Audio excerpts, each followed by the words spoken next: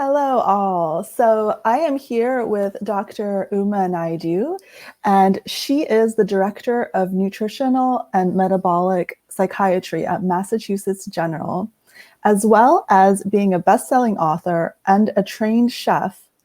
And also she is a nutrition specialist at Harvard, and she is a nutritional psychiatrist at Harvard.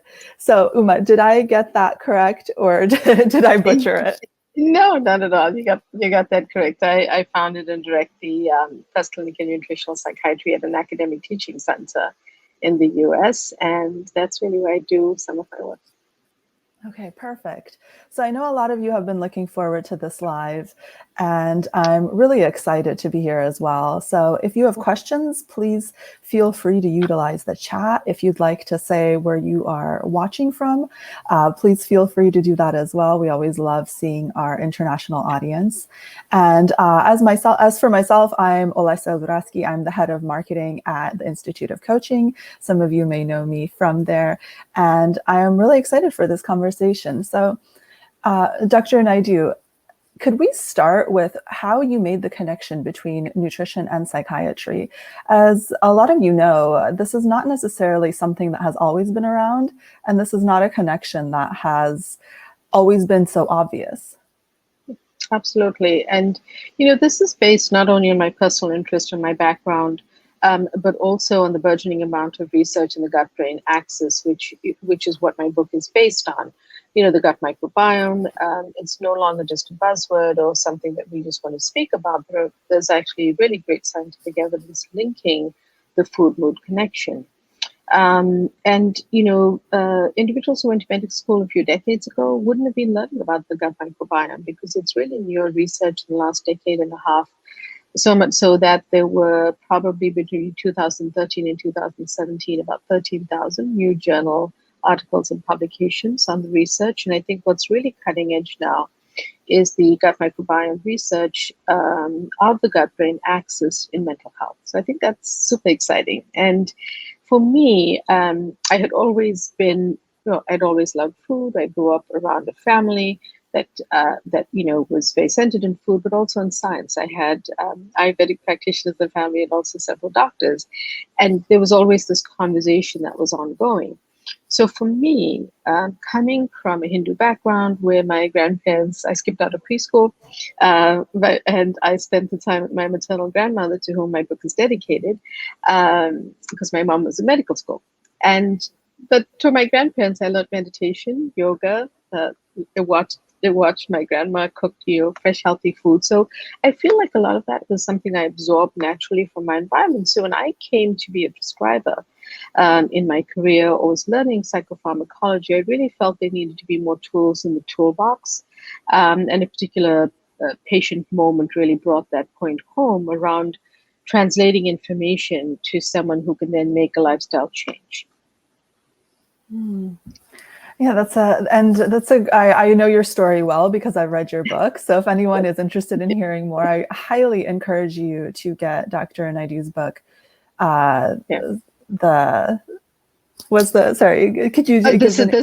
This is Your Brain on Food. This is Your Brain on Food. Sorry. This is what the book looks like. Perfect. For those of you who haven't seen it. Phenomenal book. Thank you. In some countries, it's called the food-mood connection. It's the exact same. Exactly. Okay. Yeah, I was gonna say that, but I knew that wasn't right. So you mentioned that you had a patient story in relation to kind of your genesis of thinking about nutrition and psychiatry. Would you mind sharing a bit of that patient story? Sure. So I'll obviously not use the name and all of that, but this was very early on in my career, and I think that it really was my aha moment. I was a very junior resident learning how to prescribe medications, and I'd started and initiated an SSRI in a patient, a selective serotonin reuptake inhibitor called Prozac, which many of us know. And he came in about 2 weeks later, very upset with me, and had raised his voice, and I was timid. I was a new, junior resident. I was really still working in my relationships with patients, and he sort of accused me of causing him to gain weight. Now, it was a follow-up appointment, so I already had the information pulled up on my computer screen, and I knew that it was not medication because I could see his baseline weight, etc. So I engaged him in a conversation. I said, well, let's sit down and talk about this. I really understand what you're saying, but let's talk about it. And so he said yes. He was kind of a little upset. But he also, our favorite coffee in Boston is Dunkin' Donuts. And so he had this 20-ounce cup of coffee in his hand. And I said, what did you put in your coffee? And he sort of looked at me and then he said, what I usually do. But when we broke it down, we sat at the computer and actually calculated calories. He was putting more than a quarter cup of a highly processed creamer, as well as 8 teaspoons of sugar.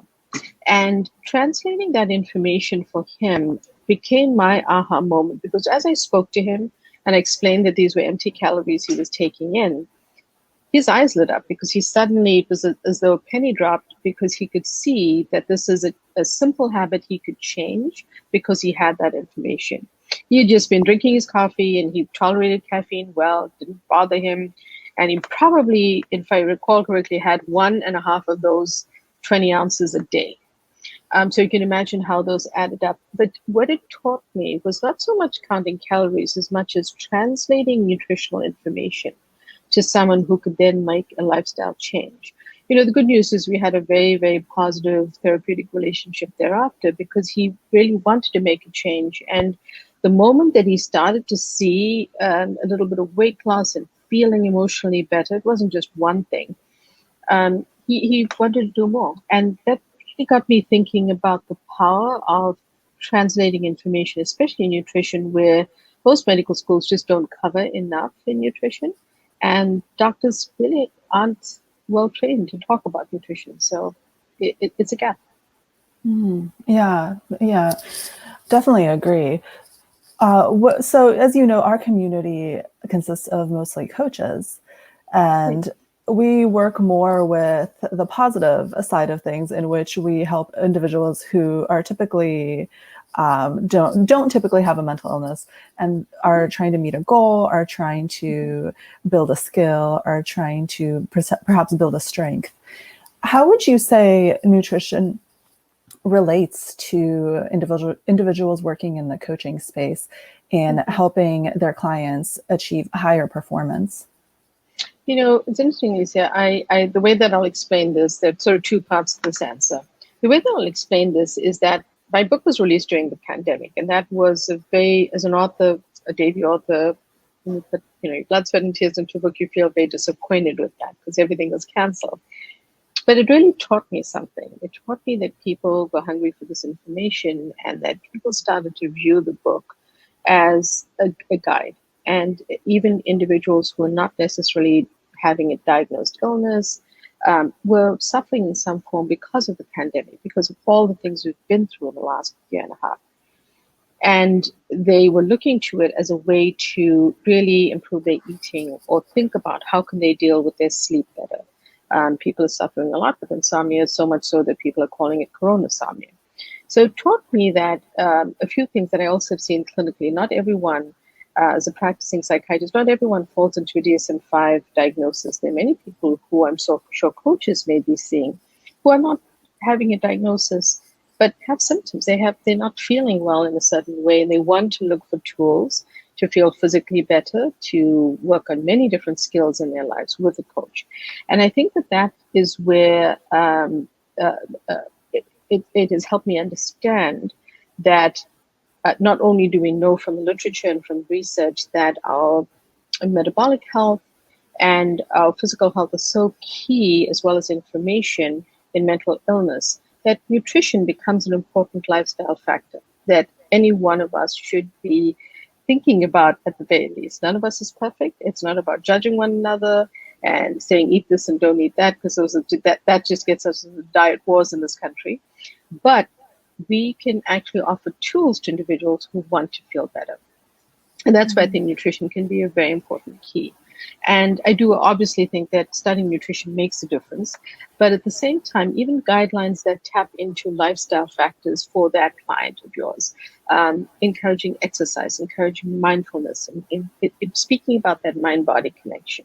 speaking about outdoor time, but also speaking about the power at the end of their fork. Because we're eating every day, we're eating several meals a day, it's within our control. And that's a lot of the feedback I got from people who read the book during the pandemic was, those who were really wanting to start to feel better, do something different, were engaging in those habits. And that's where I feel it could be super helpful to teachers. Yeah, I mean, I think this book is so useful at this time. As you were mentioning, that during the pandemic, a lot of individuals experienced changes in their eating patterns and in their sleeping patterns for the worse. And I'm wondering, what would you say to an individual who is trying to make a behavior change to create better habits? First and foremost, I think it really starts in the patients that I see, it starts with awareness. So if you're troubled by something that, like you were just saying, a habit you may have gained during the pandemic, maybe it's having too many glasses of wine at dinner, maybe it's the cookies that you bought a stack of and on your kitchen cabinet, maybe it's the ice cream that you stocked up on, whatever it is. But if it's nutrition related, let's start there, because we are talking about nutritional psychiatry today. And think about whether you feel ready to change that habit. So, for example, if you've gotten into, buying a lot of ice cream, replacing that with a simple recipe that I have in my book made with bananas. So replacing a processed ice cream with just something made from fruit and a couple of other ingredients. You can even make a chocolate flavor, guys. So, cacao flavanols from extra dark natural cacao are good for your brain. That's an easy tweak. And I'm not saying everyone wants to be in the kitchen, but it's a little bit of an effort to make that change. If maybe you've gotten into lots of pretzels and chips or crunchy, salty snacks, think about getting some, chopped vegetables with some hummus that you're keeping in your fridge, so you have a healthy option available. And I also like to make, spinach chips in the oven with just a little bit of avocado oil, salt, pepper, and any spices that I like. And they crisp up in the oven in 20 minutes instead of that bag of chips or the bag of pretzels. So it's about taking something that you realize you sort of picked up during the pandemic and starting there. Because giving someone a list of 10 things to try to change doesn't work. But if you make these changes one at a time, or at least you try one thing and it sticks, the moment my patients start to feel better, they want to do more. Then they want to do 4 things at a time because they're excited by either noticing they're feeling better, they're sleeping better, they're less anxious, just by these simple and steady changes that they make over time. So one change at a time. One change at a time initially, until you sort of not only have the habits locked in, but you're appreciating for yourself your awareness for what I call body intelligence in nutritional psychiatry, where you're paying attention to how you feel through the ingredients or foods that you're eating. And I think that people who are eating a sugary donut or 2 with their Dunkin' Donuts coffee for breakfast may notice a difference if they're eating, oatmeal with fresh berries or frozen berries and cinnamon, or, chia pudding for breakfast. I would ask them to maybe try and see how their body feels. Because one of the things we don't tap into is our body intelligence. We often talk to our doctors about family history of diabetes or hypertension or weight gain, but we're not talking about a connection between the food we eat and any emotion that we feel, yet we discuss it. We just don't talk to our doctors about it. Yeah, and just noticing those patterns, I think, is so important. Yeah. Exactly. So you mentioned processed foods. Would you say that is the number one recommendation that you would have an individual take, to swap out processed foods for non-processed foods? I have a list in every chapter of foods to avoid, but I think there are some foods that many people associate with physical illnesses, but they don't associate with mental health. Processed foods and ultra processed foods are actually up there. A lot of stuff is processed, so we're really thinking about those ultra processed foods with the list of ingredients that is this thick and names you can't identify. And while it is hard for us to avoid processed foods, really trying to be careful about them and how much we are eating of them, trying to replace these, because nutritional psychiatry is about the use of healthy whole foods and nutrients to improve our mental well-being. So eat the orange, skip the store-bought oranges, because the store-bought oranges is stripped of fiber, and it has a lot of added sugar calories that you don't need. Whereas if you're eating the orange, just having the orange in its normal form.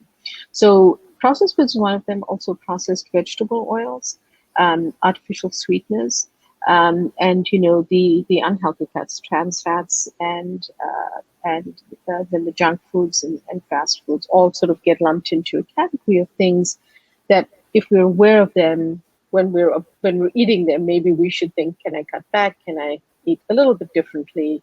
Can I stop going to the drive-through or ordering that through however you get your food? Because a lot of people are doing that in the work from home situation. Can I think of a healthier choice that is more nourishing for my brain and my body? Thank you for that.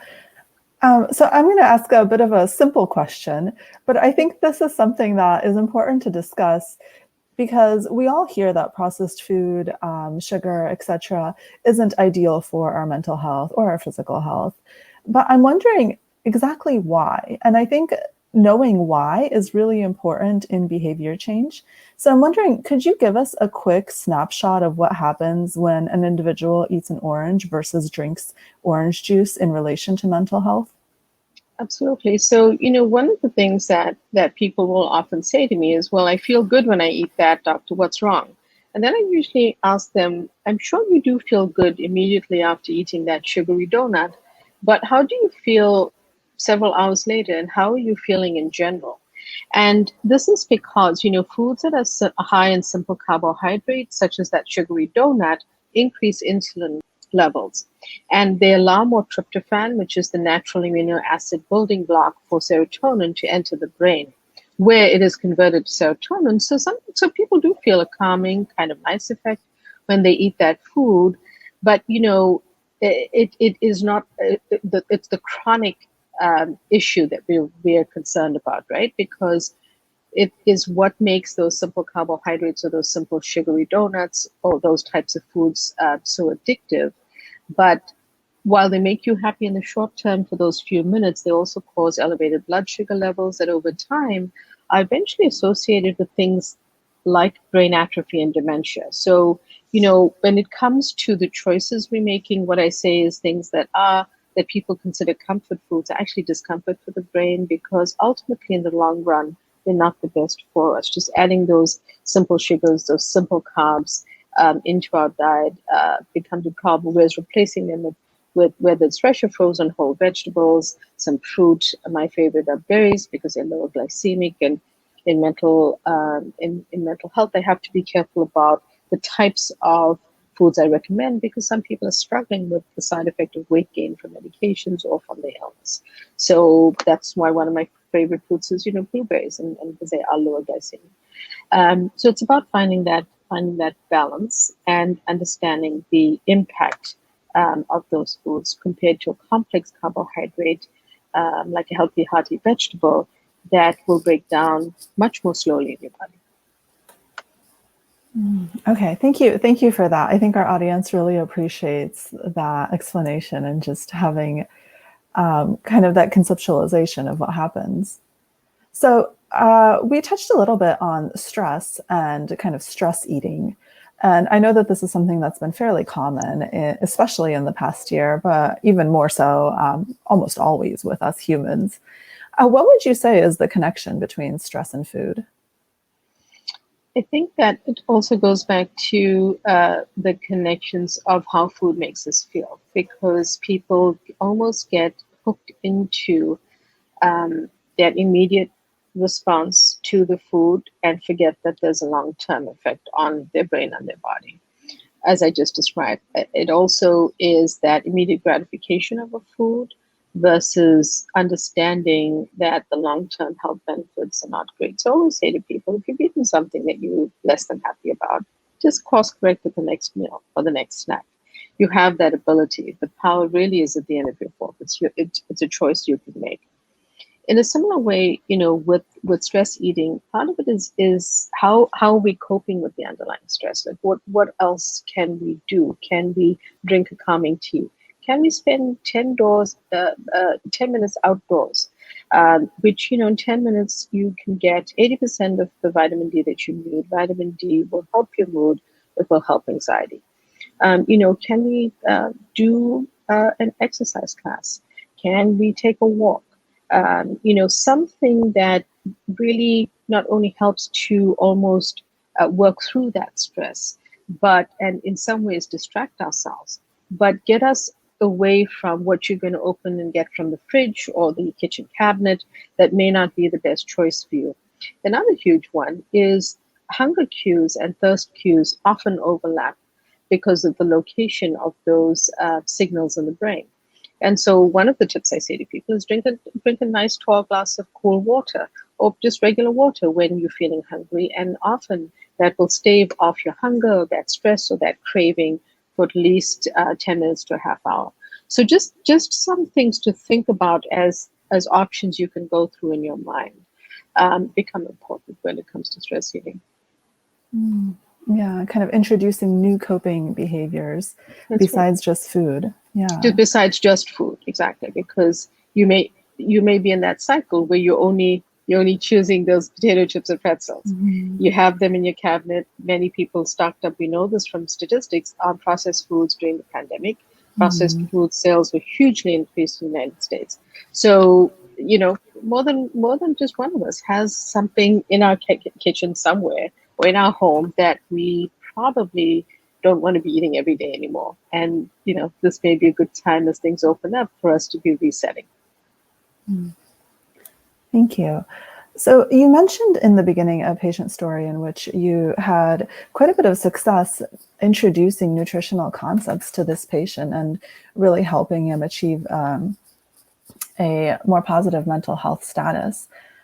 When coaches consider introducing nutritional concepts to clients, what advice or tips do you have in helping someone approach this topic in a way that isn't potentially triggering or difficult for the client? Sure. I think that one of the things to be very careful about is, as a psychiatrist, you definitely want to be careful about eating disorders because those can be very triggering. Bringing up the conversation of food or what someone is eating or lifestyle measures can be uncomfortable for an individual. So if as a coach you are sensing that there may be a mental health issue or problem with eating, the person has lost weight or they're over exercising, little tips that signal a possible eating disorder, then you want to involve a trained mental health professional who can help with that, either to diagnose or to support the work that you're doing as a coach. And then, for the other part of it, I think that when giving nutrition recommendations, I think they should be given cautiously. And here's an example. So grapefruit is a fruit I would suggest people eat. It's a healthy fruit. It's great, rich in citrus, but grapefruit also interacts with several medications, especially in psychiatry because of the liver enzyme interaction. So, just giving nutrition information without having studied, it becomes a little bit of a slippery slope. So I would just want to err on the side of caution. But I think what you're referring to is more, how can you incorporate lifestyle factors in your conversation and coaching? And I think that is critical because lifestyle medicine, changes in our lifestyle are so linked to metabolic diseases and inflammation in our body that are also linked to mental health.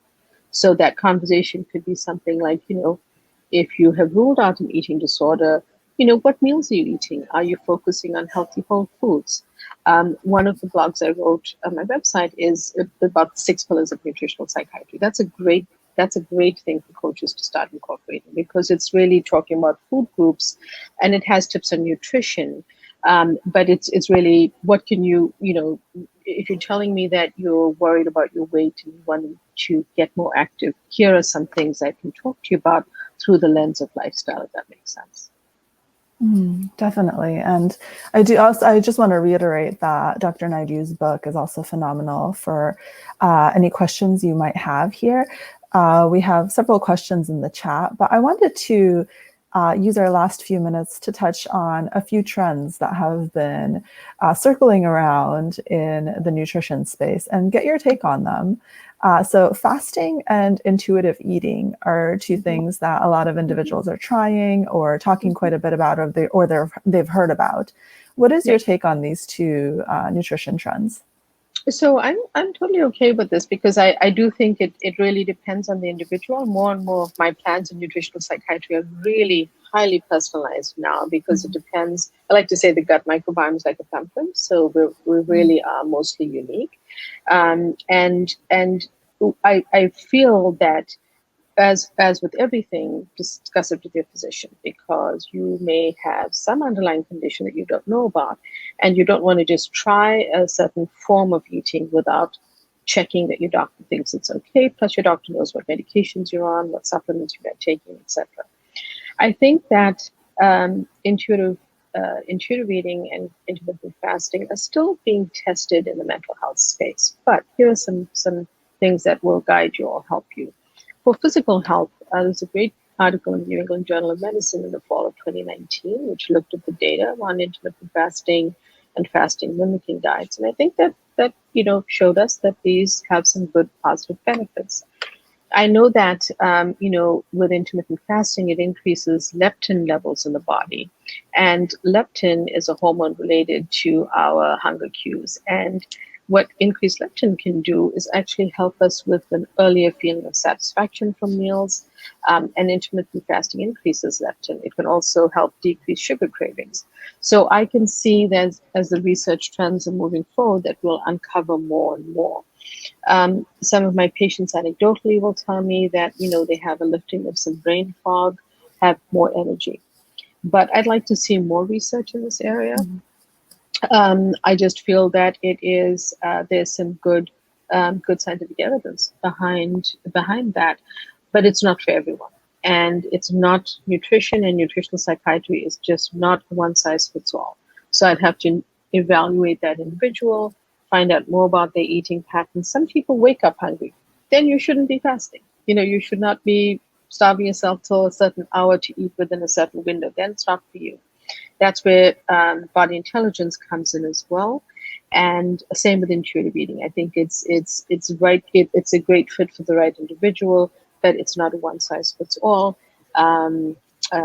It's not a one size fits all model. Yeah, that speaks to this new research on bioindividuality, in which really we're really finding out that there is no average when it comes to us people. So unfortunately, we only have about a minute or two left.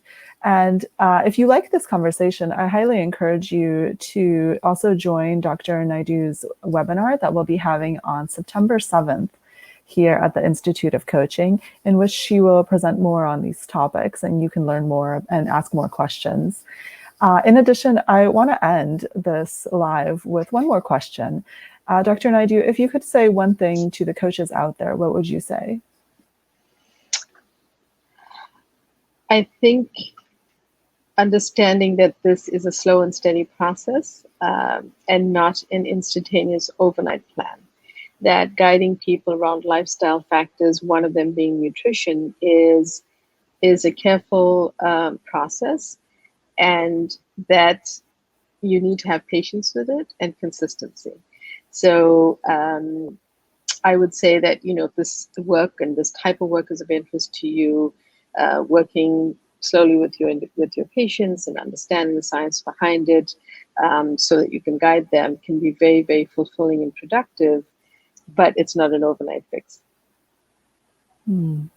And so many things in the nutritional industry claim to be an overnight fix. So that can be confusing. and confuses everyone. It's eat this Yes. one day and eat that another day. That's all that my patients come in talking about. So. They bring you the latest article on Right. superfoods. Yeah. Superfood. So I should eat more of that and exclude this food, and it just becomes very hard for people to interpret information, and then to eat healthy or eat or make a healthy change from what they're eating.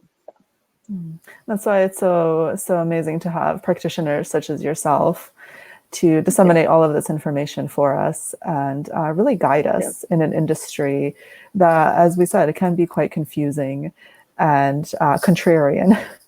Absolutely. And just even understanding little things like food labels become really important in mental health, so that what you're eating may not actually be good for your brain. All right. Well, we have come to the end of our time, unfortunately.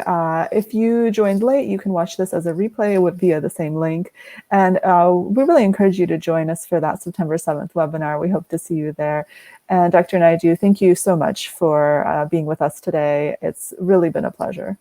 It's my pleasure. Thank you for inviting me. I was excited to speak to you. All right. We will see you again in a couple months. Thank you.